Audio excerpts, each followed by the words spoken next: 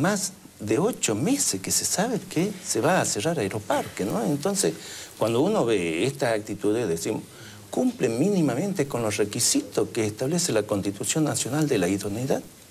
Con el agravante agrego como dato, simplemente, Mariano, también para la mesa de debate, es que la solución que propuso el secretario de Transporte, dijimos, ya porque ha dicho hoy al mediodía que estaba todo normalizado, es reducir la frecuencia de vuelos de reducir los vuelos de aerolíneas. Reducir los vuelos a mitad. O sea, creó una comisión. O sea, tuvieron meses para analizar el traslado de Aeroparque a Ezeiza. Y el sábado, o el viernes, después del desastre, recién allí crearon una comisión para analizar cómo salían de la crisis. Pero yo creo que son injustos. Son injustos, le voy a decir por qué. Schiavi, ¿no es mejor que Jaime? Es la continuidad. Además, no es solamente la imprevisión, la falta de planificación de este mes. Aerolíneas Argentinas, en su momento, el plan era la connivencia con el empresario. Hubo un pacto que fue un convenio del 26 de junio del 2006, en el cual directamente se le retiran todas las impugnaciones y acciones judiciales que tenían sobre la empresa Marsans. Ahí hay un pacto en el cual le dan un porcentaje de acciones a los empleados. La verdad es que le dan pérdida, porque los porcentajes de acciones eran pérdidas. Y luego viene la estatización. La estatización fue casi un pacto para la impunidad de todos los que habían estado, entre ellos el propio Ricardo Jaime, y luego, lógicamente, una situación de descontrol.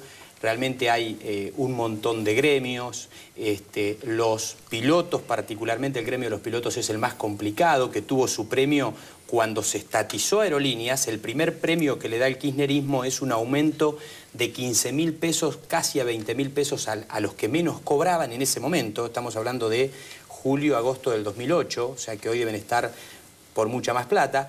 La verdad, vuelan el 30% de lo que vuela un piloto en el mundo, hay conflictos permanentes y no hay ni plan de negocio ni plan estratégico. En los primeros 6 meses tuvo un déficit de 1.165 millones de pesos Aerolíneas, lo que hace este promedio de más de 6 millones por día de déficit, y por eso en el presupuesto de la Nación que planteamos desde los bloques de la oposición decimos no se financia más déficit, se obliga a hacer un plan de negocio, un plan estratégico que permita salir para adelante. Me impresionó mucho cuando hablan ustedes del presupuesto, que estaba leyendo las cosas que proponen.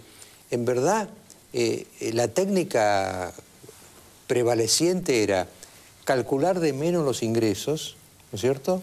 Y entonces cuando vienen los verdaderos ingresos hay un superávit fenomenal y eso el kirchnerismo los usaba, pero estamos hablando de miles de millones, ¿no? Si nosotros tomamos del 2007 a la fecha, son más de 150.000 millones de pesos que se utilizaron sin pasar por el Congreso. Estamos hablando de 110 millones de pesos diarios. Lo que a mí me impresionó, diputado, es que lo que me han venido explicando es que si se hubiera manejado bien o se maneja bien el próximo presupuesto, resulta que el 82% móvil se puede pagar. Exactamente. Sí, ahí hay 36.000 millones de pesos que se mandan directamente a ANSES para pagar el 82% móvil, pero además poner 400 pesos más en el bolsillo de 4 millones de jubilados que hoy cobran 1.080 pesos y pasarían a cobrar 1.500 es directamente poner consumo y por lo tanto el 20% vuelve por IVA. O sea que los números dan perfectamente para financiar el aumento de los jubilados.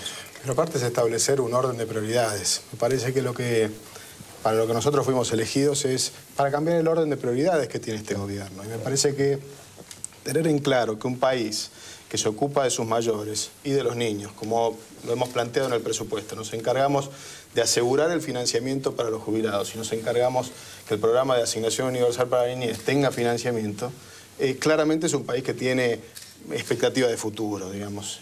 Pero cuando no pasa eso y cuando las prioridades son otras, como la que señalaba anteriormente los diputados sobre financiar quizás el conchavo de algunos que a través de una empresa estatal están tratando de beneficiarse. Bueno, esas cosas claramente no tienen que ver con el orden de prioridades que nosotros en su conjunto hemos hecho el esfuerzo de acordar.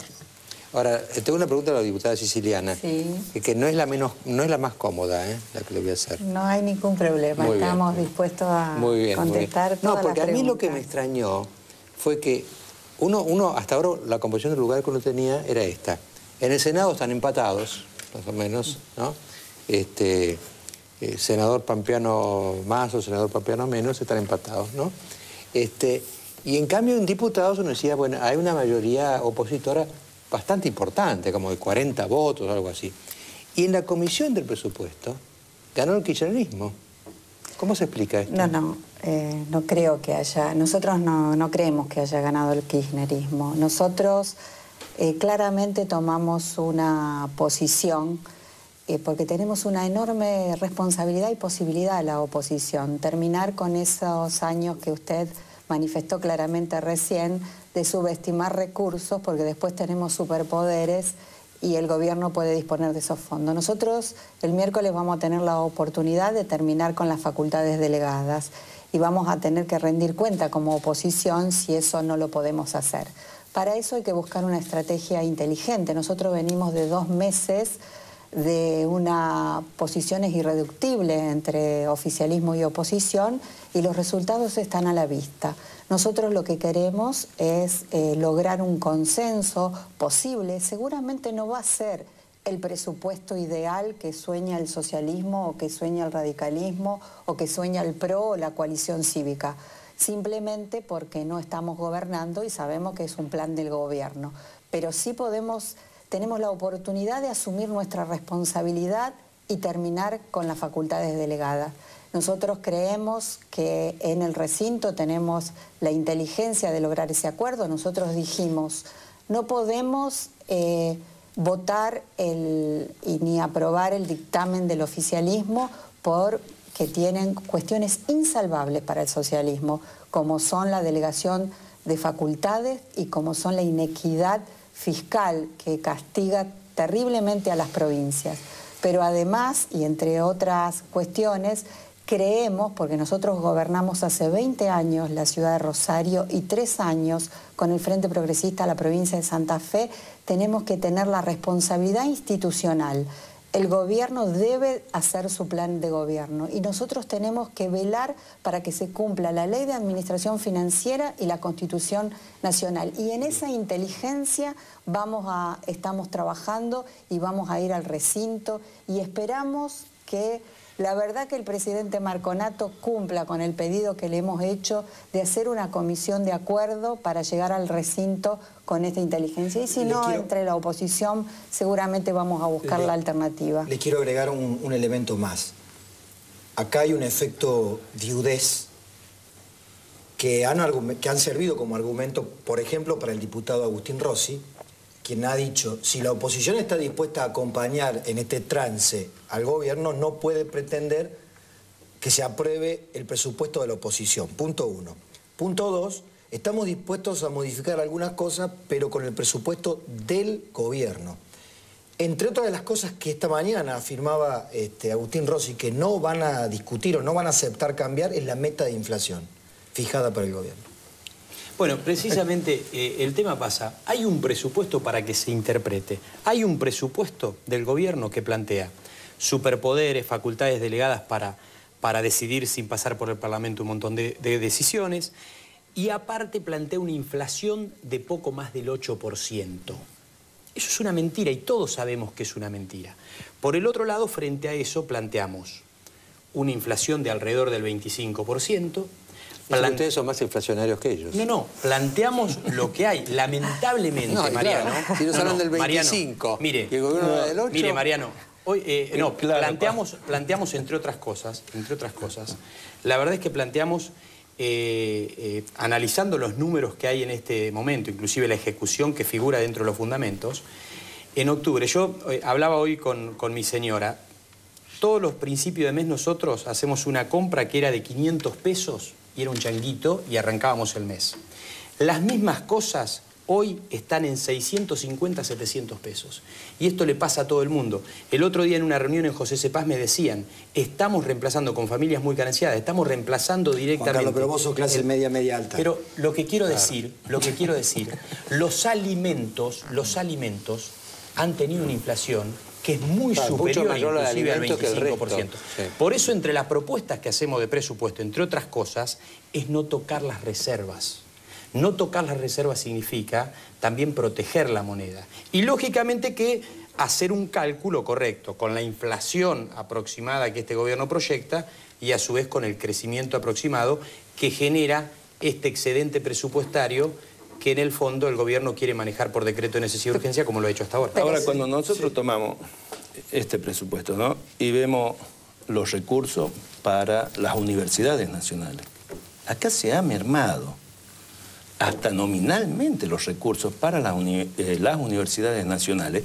Cuando nosotros escuchamos y vemos que nos dicen que no hay recursos y tenemos el caso de Aerolíneas Argentinas, ARSAT, Camesa, cualquiera de estas empresas, en donde es una manera de utilizar el recurso en una forma totalmente indiscriminada, y vemos que a la educación, en el caso concreto de las universidades nacionales, se les reducen los fondos que inclusive el CIN, el Consejo Nacional de Rectores, planteó.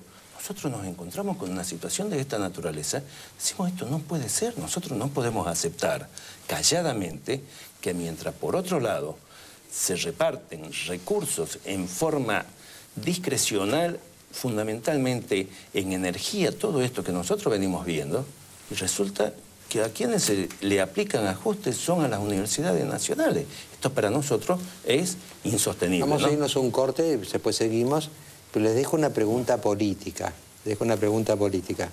Uno tiene la idea uno habla de la oposición en singular, ¿no? Y uno dice, bueno, ahí están el radicalismo, está el peronismo federal, ¿no? Está el PRO, ¿no? Pero hay dos grupos que yo no sé si son exactas. Se habla inclusive de un grupo A, de un núcleo A, ¿no? Del bloque A. Y entonces, claro, yo la pregunta es esta. ¿Pino Solanas y el socialismo forman parte de la misma oposición o hay como dos oposiciones, una más dura y otra más blanda? Lo vemos después del corte. Bueno, seguimos discutiendo con los diputados el presupuesto y la lucha vital que viene el miércoles que viene, ¿no? Ahora, yo le hacía una pregunta un poco de topografía política, ¿no?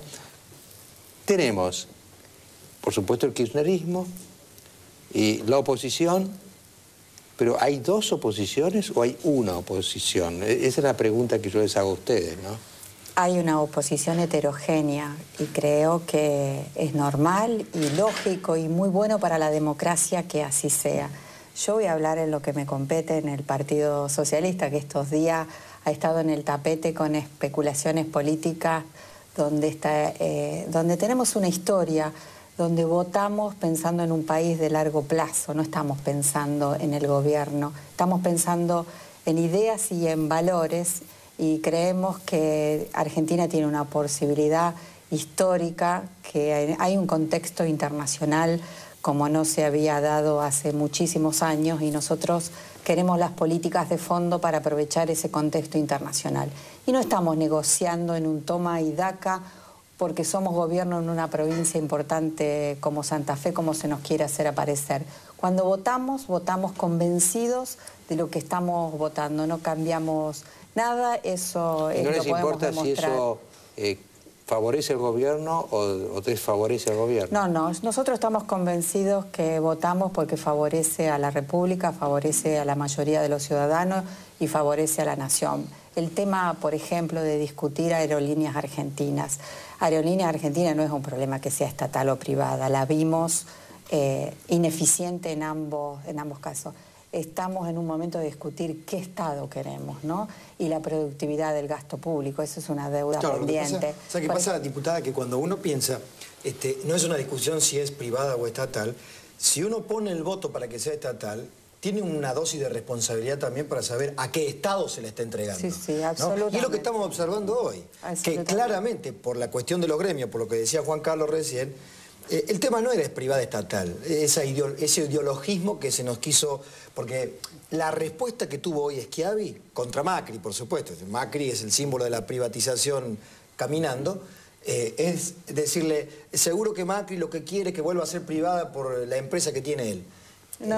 En realidad es que no funciona porque hay un negocio que el Estado no terminó de desarmar, que lo tienen los gremios, entre otras cosas. En la provincia de Santa Fe, ingresar al Estado santafesino es por concurso público de antecedente y oposición, que firmó el decreto del gobernador. Ese es el Estado que queremos construir. Y un Estado con una, además de con un programa de capacitación